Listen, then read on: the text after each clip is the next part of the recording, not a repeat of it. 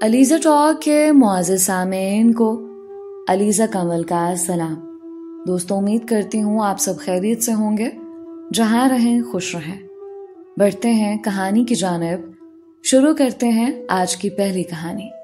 خواتین کی اکثریت شادی کے بعد ایک متحد فیملی میں رہتے ہوئے اکثر شکایت کرتے دکھائی دیتی ہیں۔ ہر کسی کے مسائل مختلف ہو سکتے ہیں، مگر کوئی نہ کوئی شکوہ سب کو ہوتا ہے، مجھے بھی ہے۔ لیکن میں آج آپ لوگوں کو شکوہ نہیں بلکہ ایک فائدہ بتانے آئی ہوں جو مجھے ملا۔ میرا نام روبینہ اشرف ہے، میرا تعلق کراچی سے ہے۔ میں شادی کر کے پنجاب کے ایک دیہات میں آئی۔ یوں میری جس خاندان میں شادی ہوئی وہ گاؤں کا سب سے معزز، معتبر اور رقبے کے لحاظ سے ایک بڑا خاندان ہے۔ الحمدللہ روپے پیسے کی بھی کبھی کمی نہیں ہوئی۔ علاقے میں اثر و رسوخ بھی ہے، یعنی ہر لحاظ سے ایک مکمل خاندان ہے۔ میں گھر کی بڑی بہو ہوں۔ میرے آنے کے بعد میرے باقی دیوروں کی شادیاں ہوئیں۔ میرے شوہر کے 3 بھائی ہیں، اب الحمدللہ تینوں شادی شدہ ہیں۔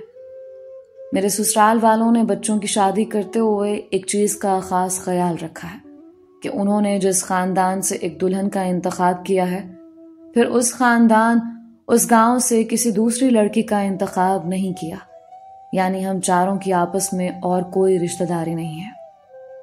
میں گھر کی بڑی بہو ہوں اور میرے جس بھی دیور کی شادی ہوئی ہے، شادی کے بعد وہ جب دلہن کے پاس گیا ہے تو دلہن کو ساتھ لے کر میرے پاس آیا، دلہن کو میرے سامنے کھڑا کر کے بتایا کہ یہ ہماری ماں کے بعد گھر میں بڑی ہیں، ہم پہ ان کا حکم چلتا ہے۔ میری یہ خواہش ہے کہ میری والدہ کے ساتھ ساتھ آپ ان کا بھی احترام کریں، اور ہر دیور نے ایسا ہی کیا۔ اس نے نہ صرف میرا بلکہ اپنے سے بڑے ہر بھائی کی بیوی کے متعلق اپنی بیوی کو یہی بتایا ہے۔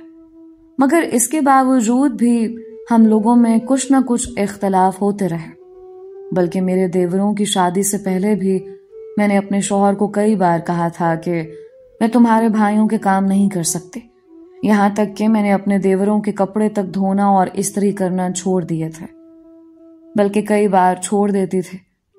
میری ساس خود اپنے بیٹوں کے کپڑے دھو لیتی تھیں، یا پھر وہ گاؤں کی کسی خاتون کو کہہ کر اپنے بچوں کے کپڑے دھلوا لیتی تھیں۔ کبھی کبھار کسی کو کہہ کر استری بھی کروا لیتی تھیں۔ ان کے بچے خود استری کر لیتے۔ میں نے اپنے شوہر کو کئی بار سخت لہجے میں کہا کہ اپنے خاندان سے الگ ہو جاؤ، لیکن میرے شوہر نے ہمیشہ مجھے نرم لہجے میں کہا کہ میں ایسا نہیں کر سکتا، میں اپنے بہن بھائیوں اور والدین کو نہیں چھوڑ سکتا۔ البتہ اگر تمہیں کسی چیز کی کمی ہے تو تم وہ بتاؤ، تمہارا یہ حق ہے کہ اگر تم میرے بہن بھائیوں کی خدمت نہیں کرنا چاہتے، ان کے کام نہیں کرنا چاہتی تو نہ کرو، میں نے تم کو مجبور نہیں کیا، لیکن تمہیں میرے بہن بھائیوں کا احترام کرنا ہوگا۔ اس کام کے لیے تمہیں میں مجبور کروں گا۔ اگر تم الگ گھر لینا چاہو تو پھر تمہیں میں الگ گھر لے کر دے دوں گا، لیکن میں معافی چاہوں گا کہ میں تمہارے ساتھ نہیں رہ سکوں گا۔ مجھے میرے والدین کے ساتھ رہنا اچھا لگتا ہے، اگر ہو سکے تو میری خواہش کا احترام کرتے ہوئے تم ان کے ساتھ رہو۔ تمہیں ان سے جو شکایت ہے وہ مجھ سے کر لیا کرو، میں تمہاری شکایت دور کر دیا کروں گا۔ خیر، میں جب بھی ضد کرتی یا حالات خراب ہوتے تو میرا شوہر نرمی سے مجھے سمجھا دیا کرتا۔ میری دیورانیاں، ان کی بھی آپس میں بات چیت یا تلخ کلامی ہو جاتی، کئی بار مجھ سے بھی ہو جاتی، لیکن ہمیشہ جو بھی چھوٹا بھائی ہوتا ہے وہ اپنی بیوی کو لے کر اپنے بڑے بھائی کے پاس آ جاتا اور کہہ کر اس سے معذرت کرتا، اس کی بیوی سے معذرت کرتا، حتیٰ کہ اگر بڑے کی بیوی کی غلطی ہوتی تو بھی چھوٹا آ کر باقاعدہ معذرت کرتا، اور پھر بڑا بھائی ہمیشہ چھوٹے بھائی اور اپنی بھابھی کی بات سنتا، پھر جس کی غلطی ہوتی اس کو بتاتا کہ اس کی یہ غلطی ہے، اور اسے کہا جاتا کہ اسے معذرت کرے، اور باقاعدہ معذرت کروائی جاتی ہے۔ مختصر یہ کہ گھر کی ساری خواتین نے یہ کوشش کی کہ یہ بھائی الگ الگ ہو جائیں اور ہر کوئی اپنے گھر میں خود مختار زندگی گزار سکے، مگر ایسا نہیں ہو سکا۔ البتہ یہاں بھی کسی کی دوسرے کے گھر میں کام میں مداخلت نہیں تھی، मगर खाना एक जगह पे बनता था, खाया एक जगह पर ही जाता था, और बच्चों को कोई रोक टोक नहीं थी कि फलां के पास नहीं जाना या फलां के साथ नहीं खेलना। घर के सारे बच्चे एक ही जगह पे खेलते थे, एक ही जगह पे सोते थे। किचन के काम में सबको एतराज होता था कि मैं नहीं करूंगी, तो उसका हल यह निकाला गया कि सब लोगों ने काम बांट लिए। अब हर कोई बारी बारी अपना काम करता, यूं सारे काम आसानी से और अच्छे तरीके से निमट जाते। मैं आसान अल्फाज में ये कहना चाहती हूँ कि एक मुत्तहद खानदान में रहना कोई मुश्किल नहीं है, अगर कोई इंसान का बच्चा खानदान को चलाने वाला हो। तो हमारे सास की और हमारी कभी लड़ाई नहीं हुई। उसकी वजह यह है कि मैंने खुद कई बार सास से तल्ख होकर देखा, तो वो मुझे प्यार से समझा बुझा कर अपने कमरे में चली जाती हैं। आज तक उन्होंने अपने बच्चे को मेरे मुतालिक किसी किस्म की कोई शिकायत नहीं की, बल्कि कई बार मुझे मेरे शौहर ने बताया कि मेरी वालिदा तुम्हारी बहुत तारीफ कर रही थी। खैर, मैं आपको एक अहम वाकया सुनाना चाहती हूँ। चंद दिन पहले यूं हुआ कि मेरी सेहत खराब हो गई थी। मैं सारी रात कै करती रही। सारी रात मेरी एक ना एक देवरानी मेरे पास रही। यूं कह लें तकरीबन 3-3 घंटे मेरी तीनों देवरानियां मेरी देखभाल में लगी रहीं। सुबह तकरीबन 4:30 बजे के करीब मैं सो गई। जब मैं सोई तो मेरे जहन में ये फिक्र थी कि मुझे सुबह उठकर बच्चों का नाश्ता बनाना है, उनको स्कूल भेजना है, उनका काम करना है। हत्ता कि मुझे ये उम्मीद थी कि अगर मैं अपनी देवरानियों से कह दूं तो वो मेरा ये सारा काम कर देंगी, मगर फिर भी मैंने उनको नहीं कहा, बल्कि मैं उनको कहना चाहती ही नहीं थी। खैर, चूंकि मेरी आंख सुबह 4:30 बजे के करीब लगी थी, तो इसलिए जब मेरी आंख खुली तो उस वक्त दिन के 10 बज चुके थे। हैरत की बात थी कि मेरे कपड़े धोने वाले थे। मेरे शौहर के कपड़े जो उसने पहनकर बाहर जाना था वो इस्त्री करने वाले थे। मेरे बच्चों की यूनिफॉर्म इस्त्री करने वाली थी, उनका नाश्ता बनाना था। ये सारे काम जहन में थे जब मैं सोई थी, मगर जब मैं उठी तो मेरे घर की सारी सफाई हो चुकी थी। कपड़े सारे धोकर तारों पर डाल दिए गए थे। घर में कोई काम करने को नहीं था। जैसे ही मेरी देवरानियों को पता चला कि मैं उठ गई हूँ, तो वो सब बारी बारी मेरी खैरियत मालूम करने के लिए आई। उनके साथ मेरी सास भी आ गई। उन्होंने मेरे लिए जूस और एक खास किस्म का कहवा सा बनाया हुआ था, वो साथ लेकर आई। सबसे पहले उन्होंने मुझे कुछ फ्रूट खिलाया जो मेरे कमरे में पड़ा था। उसके बाद उन्होंने मुझे जूस पीने को दिया। उन्होंने वो कहवा साथ रख दिया ताकि ठंडा हो जाए। जब कहवा ठंडा हो गया तो उन्होंने मुझे वो कहवा पीने को दिया। अभी मैंने कहवा हाथ में पकड़ा था कि मेरा देवर कमरे में आ गया। उसके हाथ में ढेर सारा फ्रूट था। उसने आकर मुझे सलाम किया, मेरी खैरियत पूछी और फिर मुझे कहा कि मैं आपको डॉक्टर के पास ले जाने के लिए आया हूँ। साथ ही उसने अपनी बीवी को कहा कि कपड़े बदलो, तैयार हो, आपको भाभी के साथ जाना है, हो सकता है वहां आपकी जरूरत पड़ जाए। मेरी देवरानी ने जैसे ही शौहर का हुक्म सुना, वो भी फौरन उठ खड़ी हुई और कपड़े पहनकर बाहर आ गए। मैंने अपने देवर को समझाया कि मेरी सेहत अब बेहतर है। मेरी सास ने भी उसको बताया कि इसकी हालत काफी बेहतर है, मगर मेरे देवर ने कहा कि बड़े भाई का हुक्म है, इनको हॉस्पिटल लेकर जाना है। अगर आपने नहीं जाने देना तो फिर आप बड़े भाई से बात कर लें या फिर आप इजाजत दे दें। तो मेरी सास ने कहा कि ये बेहतर है, अगर ये डॉक्टर के पास चली जाए, उनको दिखा दे तो ये और ज्यादा बेहतर हो जाएगी। मुझे मेरी मर्जी के बगैर मजबूर करके डॉक्टर के पास भेजा गया। मेरी अद्वियात के इंतजामात किए गए। डॉक्टर ने मुझे 3 से 4 दिन के लिए आराम का बोला, और यकीन करें वो 4 दिन मुझे अगर बायसे मजबूरी बेड से उतरना पड़ा है तो मैं उतरी हूँ, नहीं तो मुझे सब कुछ मेरे बिस्तर पर मिला है। मेरे बच्चों के यूनिफॉर्म, कपड़े धुले हुए मिले हैं। उन्होंने अगर होमवर्क अपनी चचियों के पास ही किया है या चचाओं के पास किया है, मुझे जो 3 दिन का आराम करने का बोला गया था, वो 3 दिन मुझे किसी काम को हाथ भी नहीं लगाना पड़ा। मुझे नहीं पता कि मेरी देवरानियों ने मेरी मोहब्बत में ये काम किया है या मजबूर होकर, लेकिन खुदा की जात गवाह है कि मैंने किसी के माथे पर बल नहीं देखा। मेरा जो भी देवर घर आया वो मेरे लिए कुछ न कुछ खाने को लेकर आया। گھر آ کر اپنی والدہ کو سلام کرنے کے بعد وہ سیدھا میرے کمرے میں آیا، آ کر میری خیریت معلوم کی، مجھ سے میری ضرورت کے متعلق پوچھا، تھوڑی دیر میرے پاس بچوں کو پیار سے بٹھایا، انہیں مزید پیار کیا اور پھر وہاں سے چلا گیا۔ یہ میرے تینوں دیوروں کی روٹین رہی۔ اس واقعے کے بعد مجھے پہلی بار احساس ہوا کہ اگر شوہر کوئی مرد ہو، مضبوط مرد ہو، اور اگر وہ حوصلے والا ہو تو اس کو کبھی توڑا نہیں جا سکتا، اور گھر میں اس کا اختیار ہو تو اس گھر کو کبھی نہیں توڑا جا سکتا۔ ایک لمحے کے لیے میری جگہ پر اب آپ خود کو رکھ کر سوچیں کہ آپ کے گھر میں اس طرح کے حالات ہوتے تو آپ اپنی دیورانی یا نند کے یا کسی کی اتنی خدمت کرتے؟ شاید میں بھی ایسا ہی کرتے کہ اگر کوئی کسی تکلیف میں ہوتا تو میں احساس تک نہ کرتے۔ لیکن مجھے اب اندازہ ہے کہ ہمارے گھروں میں جتنا ہمارے شوہروں کا اختیار ہے، ہمیں ہر حال میں ایک دوسرے کا خیال رکھنا ہے، دیورانیوں کا، گھر کی خواتین کا، مردوں کا، بچوں کا خیال رکھنا ہے۔ ہمارے بچوں میں کوئی یہ فرق نہیں ہے کہ یہ فلاں کا بیٹا ہے، فلاں کا بچہ ہے۔ جو کچھ آنا ہے یا جس نے بھی لے کر آنا ہے، اس نے سب بچوں کے لیے ایک جیسا لے کر آنا ہے۔ سب بچوں نے ایک جیسا پہننا ہے، اوڑھنا ہے اور کھانا ہے۔ یقیناً بڑے ہو کر ان بچوں کا بھی آپس میں ایسا ہی سلوک رہے گا جیسا ان کے والدین کا ہے۔ میں آپ سب کو صرف یہ بتانا چاہتی ہوں کہ ایک متحد فیملی ضروری نہیں کہ پریشانی کی وجہ ہو۔ اگر اس میں اتفاق ہو اور اگر اس میں شوہروں کا اختیار ہو تو وہ فیملی امن کا گہوارہ بھی ہو سکتی ہے، وہ فیملی تکلیف میں سہارا بھی ہو سکتی ہے، اور الحمدللہ میرا خاندان اور میری فیملی ایسی ہی ہے۔ دوستو، یہ تھی آج کی پہلی کہانی۔ امید کرتی ہوں اس کہانی سے آپ نے بہت کچھ سیکھا ہوگا۔ بڑھتے ہیں آج کی دوسری کہانی کی جانب۔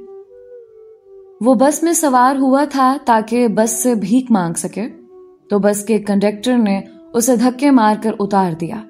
حیرت کی بات یہ تھی کہ نہ تو کسی بس میں سواری نے اسے کنڈکٹر کو منع کیا تھا اور نہ ہی کسی اور شخص نے بھیک مانگنے والے سے ہمدردی کا اظہار کیا تھا۔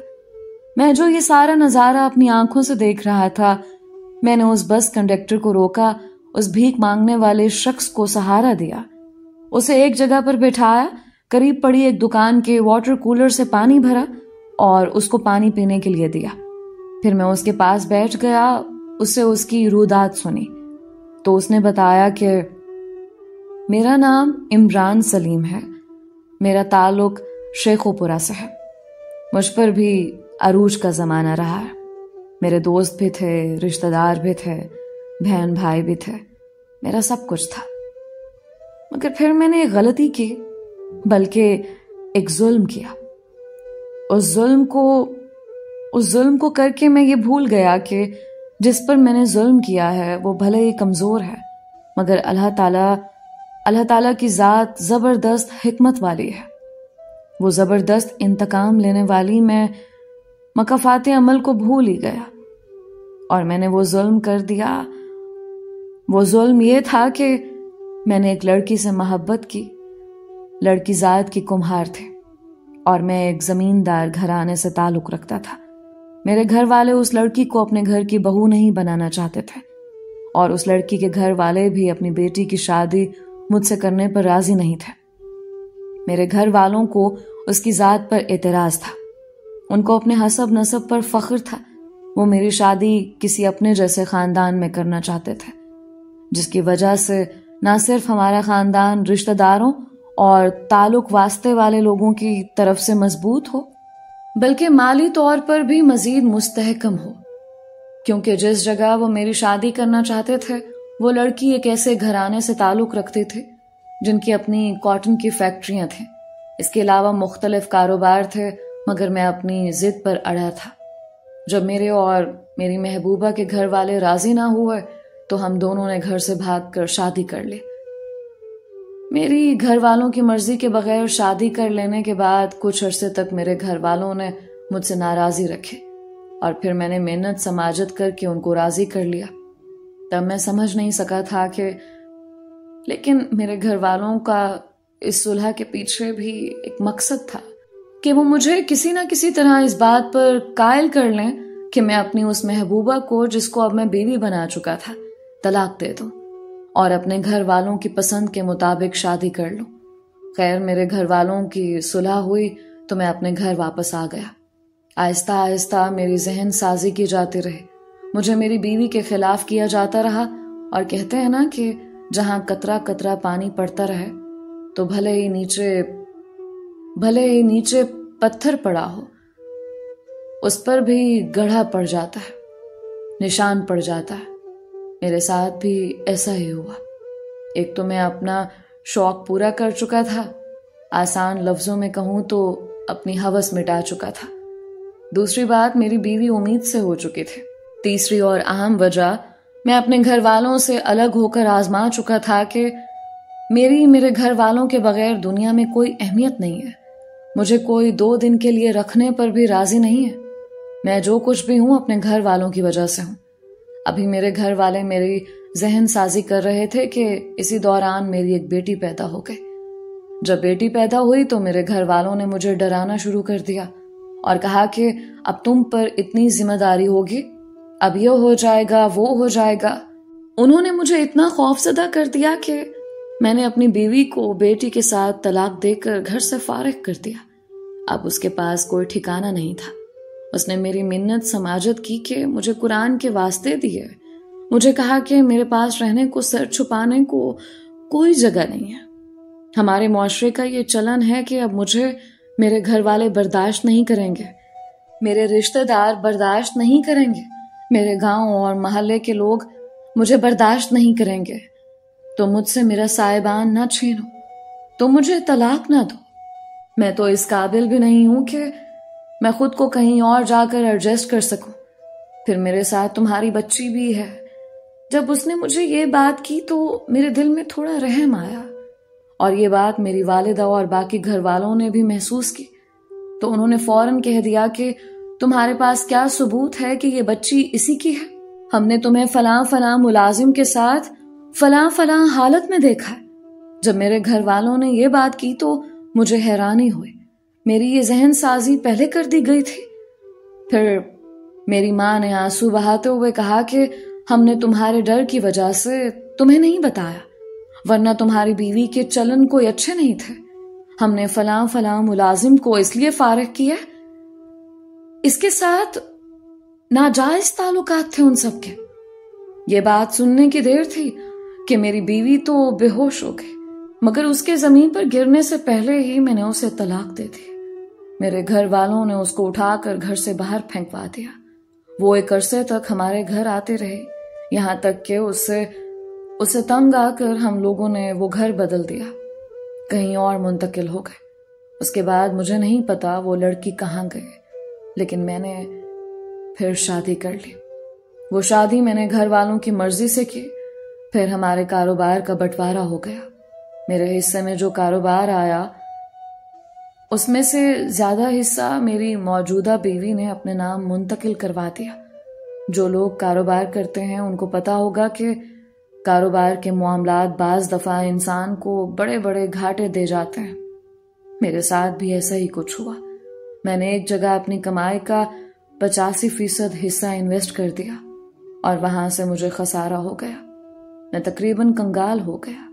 میں نے اپنی بیوی سے مدد مانگی تو میری بیوی نے نہ صرف میری مدد کرنے سے انکار کر دیا بلکہ مجھے زوال میں دیکھ کر مجھے چھوڑ کر چلی گئی۔ اس نے مجھ سے طلاق لینے کے بعد میری ہی کمپنی کے ایک ملازم سے نکاح کر لیا۔ اس سارے وقت کے دوران میرے والدین کا انتقال ہو چکا تھا۔ میرے بہن بھائیوں نے میرے ساتھ کسی قسم کا کوئی تعاون نہیں کیا۔ میرے پاس آخری سہارا میری بیوی تھی، وہ بھی مجھے چھوڑ گئی تھی۔ میں بالکل خالی ہاتھ رہ گیا۔ پھر ایک عرصہ تک میں اپنی سابقہ بیوی اور بیٹی کو تلاش کرتا رہا، مگر وہ مجھے کہیں نہیں ملی۔ جب میرے پاس اور کوئی صورت نہ رہی تو میں نے بھیک مانگ کر کھانا شروع کر دیا، اور آج تک بھیک مانگ رہا ہوں۔ اور بھیک مانگنے والے شخص کی کہانی کا اختتام ہوا تو وہ بھیک مانگنے کے لیے ایک طرف چل دیا، اور میں وہاں بیٹھا سوچنے لگا کہ کاش اس انسان نے ظلم نہ کیا ہوتا۔ کاش اس انسان نے کسی معصوم کی زندگی محبت کے نام پر تباہ نہ کی ہوتی، تو شاید آج اس کا یہ انجام نہ ہوتا۔ جب آپ کسی شخص کو محبت کے نام پر دھوکہ دے کر اسے نکاح کرتے ہیں نا، اور پھر اس کو ذلیل کرتے ہیں، تو یقین کریں حقیقت میں آپ خود کی رسوائی کا سامان کر رہے ہوتے ہیں۔ اللہ تعالی ہم سب کو برے وقت سے بچائے، آمین یا رب العالمین۔ دوستو، یہ تھی آج کی دوسری کہانی۔ امید کرتی ہوں اس کہانی سے تمام مرد حضرات نے بہت کچھ سیکھا ہوگا۔ کامنٹس میں آپ اپنی رائے کا اظہار ضرور کیا کریں، کیونکہ ہمیں آپ کی رائے کا انتظار رہتا ہے۔ آپ سب کے پیار اور سپورٹ کا بہت شکریہ۔ آج کا اسپیشل تھینکس محمد یونس اور محمد یعقوب کا، جو کہ راول پنڈی سے بلانگ کرتے ہیں، اور ام حبیبہ کا، جو کہ چکوال پاکستان سے بلانگ کرتی ہیں۔